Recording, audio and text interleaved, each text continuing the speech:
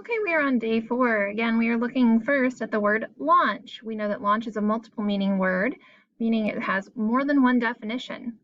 So launch can mean to start or begin something, to throw, hurl, or send off, or to put a boat or a ship into the water.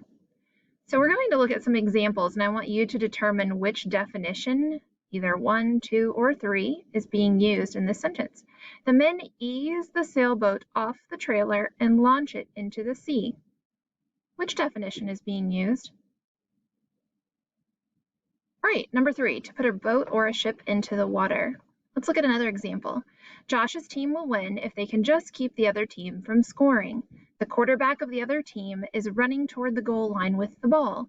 Josh takes a deep breath and launches himself at the quarterback.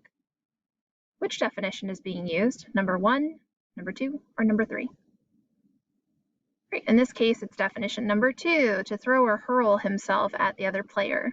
Let's look at the last example. Erica wants to earn money to give to a homeless shelter. She decides to launch a business helping other students with their homework. Which definition is being used? Right, number 1, to start or to begin.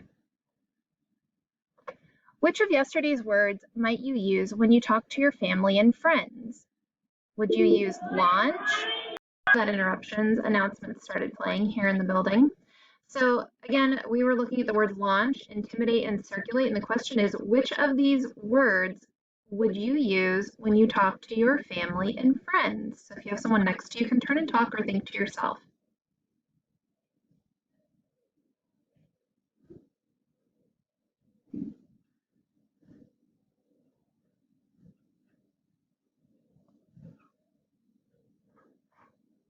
Let's look at this word.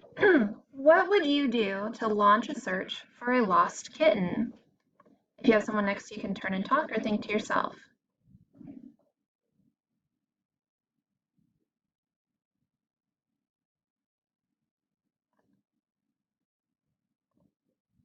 Let's look at another example. The word is intimidate. If you saw a large crowd of people approaching you, would you be intimidated? You can use this sentence frame to complete your thought.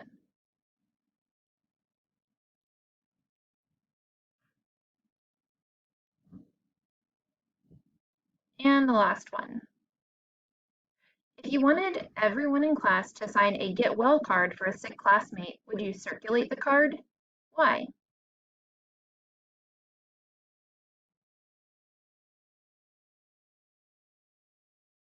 That wraps up day 4. We'll see you back tomorrow. We do have a review day tomorrow where we will go back and review the words consistent, keen, humble, luscious, and survey. Great job today.